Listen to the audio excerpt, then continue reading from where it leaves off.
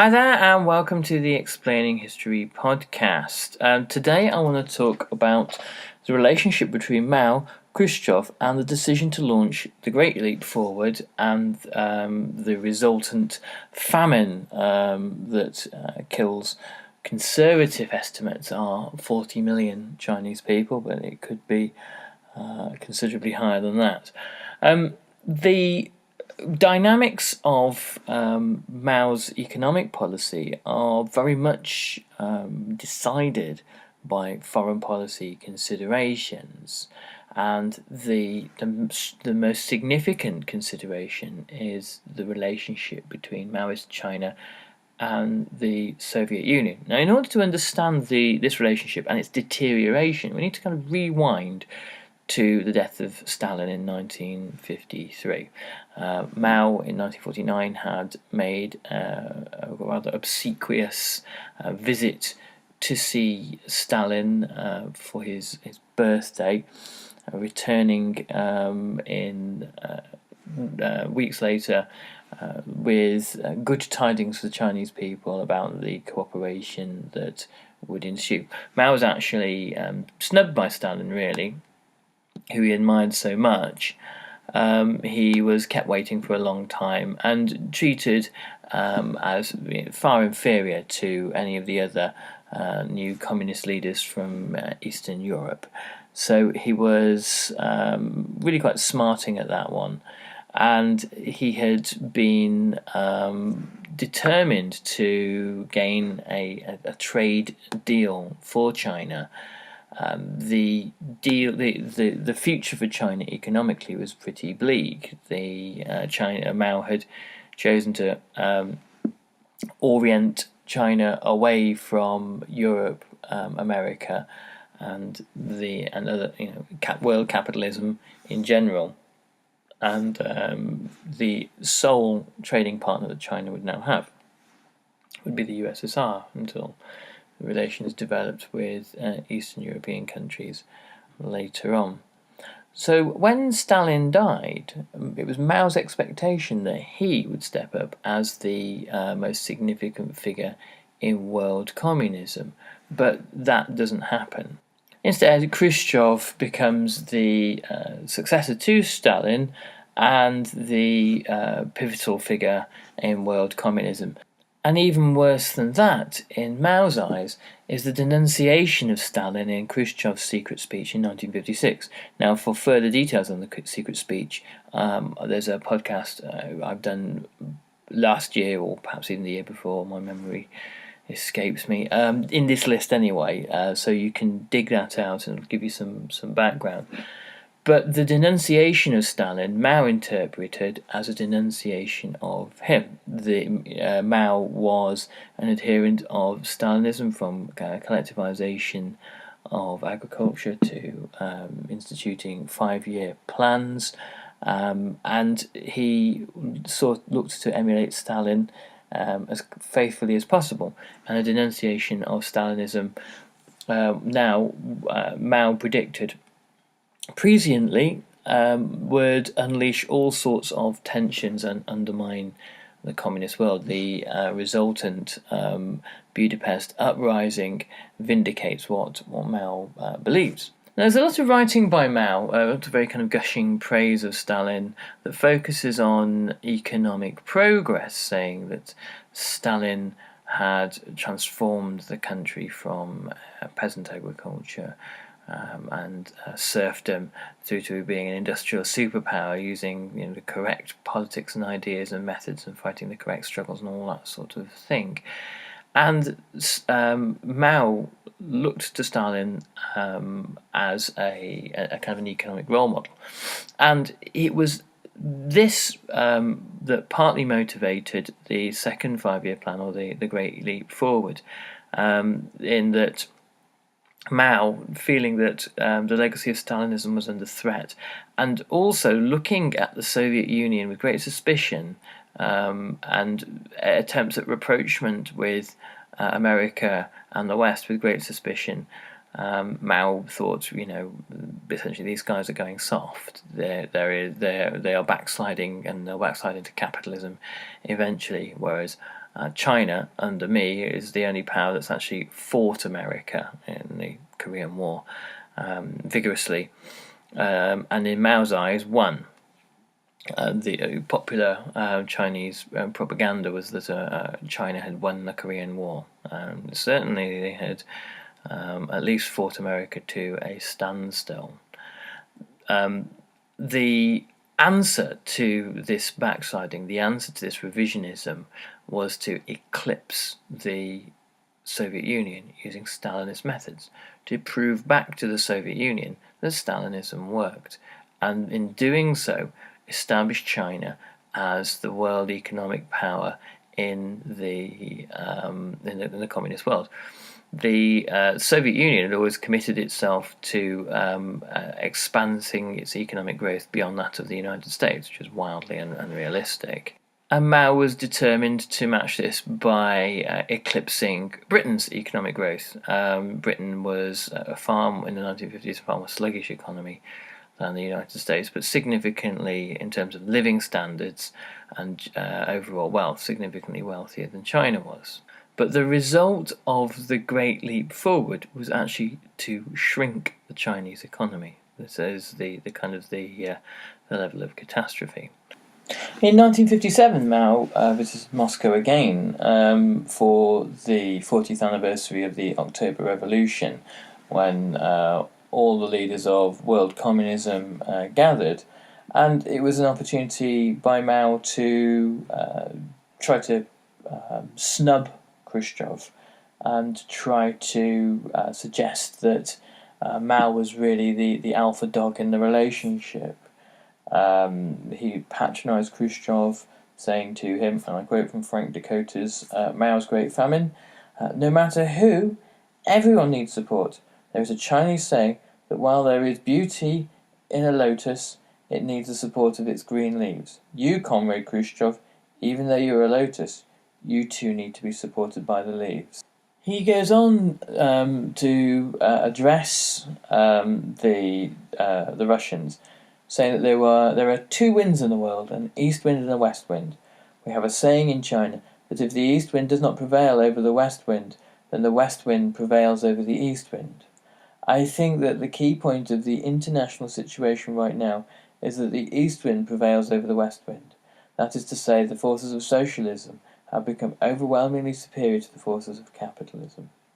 And Mao then goes on to basically do some very rough mental arithmetic about the numbers of people in the world and the likelihoods that if the Soviet Union and China were to have a nuclear exchange with the USA and the West, that there would be just about enough people in the communist world to restart civilization, and it wouldn't be that big a catastrophe.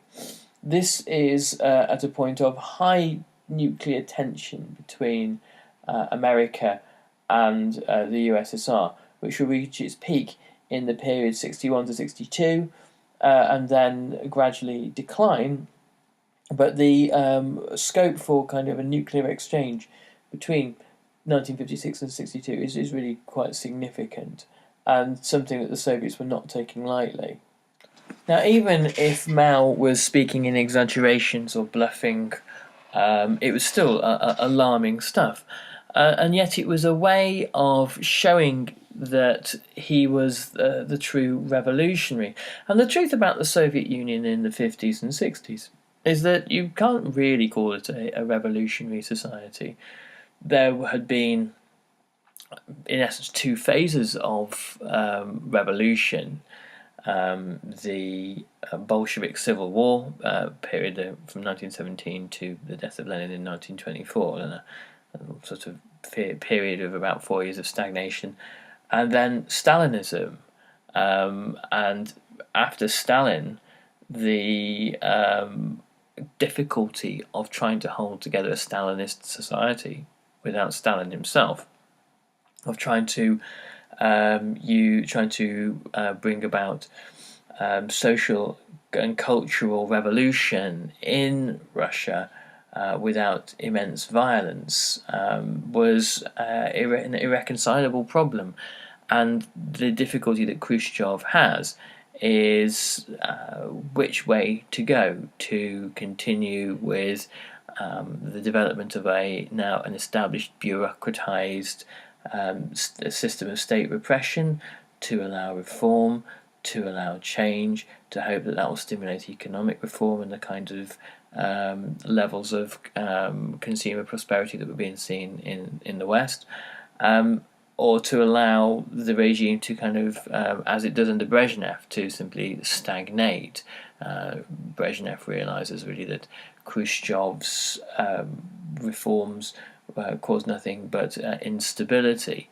The problem of how to do Stalinism without Stalin is never fully reconciled, and Mao can see this and is able to present the People's Republic of China as being a much more dynamic socialist society, one that is willing to take big risks, one that is willing to carry out the first Chinese 5-year plans, one that is willing to struggle to have social revolution and upheaval and class warfare, and one ultimately that results in the Cultural Revolution from 1966 onwards.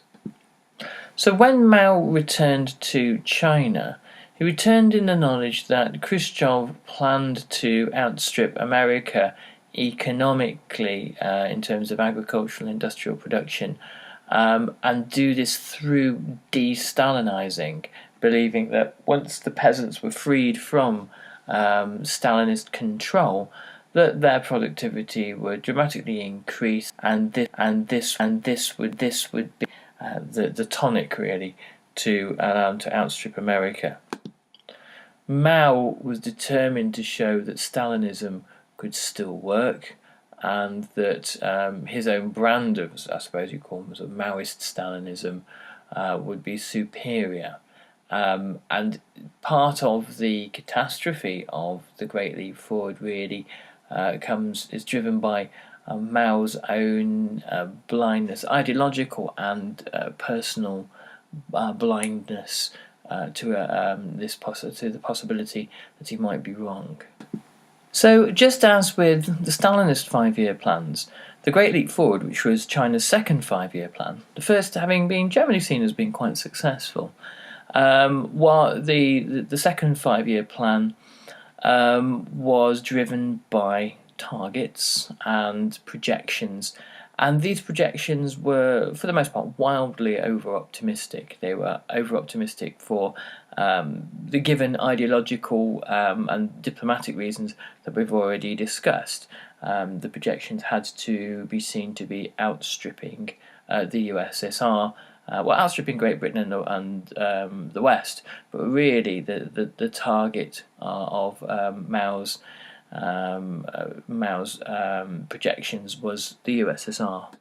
And the existence of the Sputnik satellite that had been launched into orbit that year in 1957, and that had been an immense humiliation to the Western world, who considered themselves far more scientifically advanced. This was also a challenge to Mao, the idea that the relatively backward Soviet economy could have produced such a scientific marvel. This was something that Mao was determined to eclipse with his own achievements.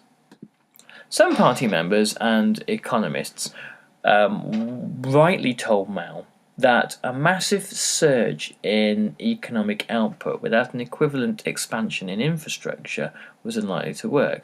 For example, during the Great Leap Forward, the railway system effectively breaks down. This is for two reasons. Firstly, trains are being laden with more goods, they are being used more often. The rail network can only take so much traffic, and if you double or triple the amount of use of rails, they tend to wear out a lot quicker. The signal systems break down, and there is a paralysis, and there are obviously a huge number of accidents. The other reason was that as the railway network was expanded during the Great Leap Forward, it was expanded with poor quality steel, something we'll explain in a moment, and railways were brittle and cracked, and there were derailings and all that kind of thing.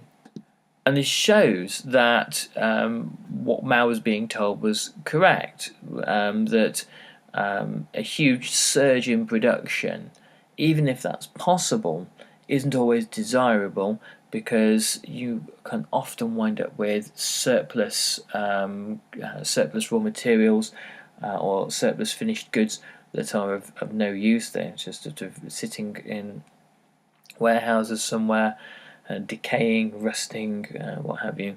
And also the existing infrastructure you have can be put under too much pressure and start to break down. But the real crisis for China develops from the use and abuse of human resources, of people. The development of communes, of huge communal farming and agricultural labour groups, from peasants who had been whose land had been collectivized and then communalized, was a very dangerous development for China, for central China particularly, because the communes meant that large numbers of Chinese peasants were removed from the land. They were taken to do things like irrigation work and dam building, where many of them were worked to death.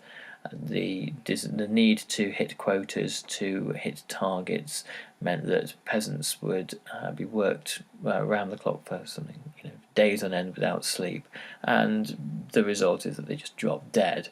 And the peasants when hundreds of thousands of peasants are taken away from the land, obviously crops aren't planted, harvests aren't taken in, and the quota that exists for the peasant communes in terms of food production still stands. So that means that when peasants are taken away from the land to work on other projects, the communes are still expected to produce a quota of food for the state, which is then requisitioned. The government came up with all sorts of essentially harebrained schemes about planting rice closer together or planting it less deep in order to make it grow quicker. And the Chinese peasants who had farmed rice for thousands of years knew that this isn't how you do it. And again, under orders to plant rice in particular ways, the rice harvests fail. Mao is living in his own feedback loop in terms of production and agricultural output targets. The desire to please Mao, the desire to be seen to be hitting targets, causes local party members to create all sorts of misleading, fabricated and wildly exaggerated reports. So when some party members start to learn that parts of China are going hungry and that famine is developing, Mao himself is largely blind to this and chooses not to see it. Though during the year of the Great Leap Forward, Mao actually travels extensively across China. He uses his position to visit sites across China, factories and farms. And so there was a great deal of willful ignorance there as well. It would not have been difficult for Mao to find out about the famine, but he perhaps didn't wish to. Some party cadres in the communes found the best plot of land and intensively farmed it using agricultural fertilizer and pesticides and everything possible to send the yield sky high from that small plot of land, and then it would extrapolate this to the rest of the commune, thus coming out with an entirely fictitious estimate for how much food could be produced. And the need for fertilizer meant that not only was human and animal waste spread on the fields. This is obviously China, like anywhere else, has a deep cultural aversion to handling human waste. But anything that could be viewed as fertilizer, including even the mud walls of huts and houses that would have had all sorts of animal matter in them, dung and animal hair and that kind of thing, were used. So hundreds of thousands of peasant houses were knocked down in order to fertilise the fields. And the rationale here was that if the fields are fertilised and there are bumper crop yields, not only will the party and Mao himself be pleased, but also it will mean that there will be surplus food to feed the workers and surplus food to export abroad. That will mean that machinery and other useful stuff from overseas can be imported. One of the main causes of the famine, how we transition from hunger to famine, are ongoing food exports. Mao continued to export food and to get a capital for development, but also to send to Eastern European countries such as Bulgaria and Albania. Why here? Well, because the further you go into the Balkans, the less Soviet-centered the communist regimes were, the more they'd been influenced by Tito in Yugoslavia, for example, and the easier they were to woo away from Moscow, and so Mao tried to bribe Albania and Bulgaria with cheap food, whilst his own country was starving, in a bid to undermine Moscow. As the first reports of bumper harvests rolled in, Mao was hooked, really. He absolutely that the reports were correct, and assumed that the trajectory was only going to be upward from here, and that poverty had been eliminated in China, that living standards were about to shoot through the roof, and that the ability of the peasants to eat as much as they liked would be the bedrock of his regime from then on in. It justified everything that he had believed, and justified everything that he thought about the misdirection, the misguidedness of the Soviet Union. And this is always a dangerous point for anybody when they're given confirmation of their own persuasions and prejudices. And it also made Mao, for much of the Great Leap Forward, unassailable. And this again is a contributory factor to the famine. When the Great Leap Forward wound down in 1962, Mao had been deeply compromised by the catastrophe and was sidelined in favour of Deng Xiaoping and Liu Shaoqi, who become the de facto rulers of China for the next 4 years, until Mao stages his return during the Cultural Revolution. And the two of them try to liberalise farming in much the way that Khrushchev had, implying that perhaps Khrushchev had the last laugh in the end. And this is something that Mao never forgets or forgives, and the two of them are purged during the Cultural Revolution.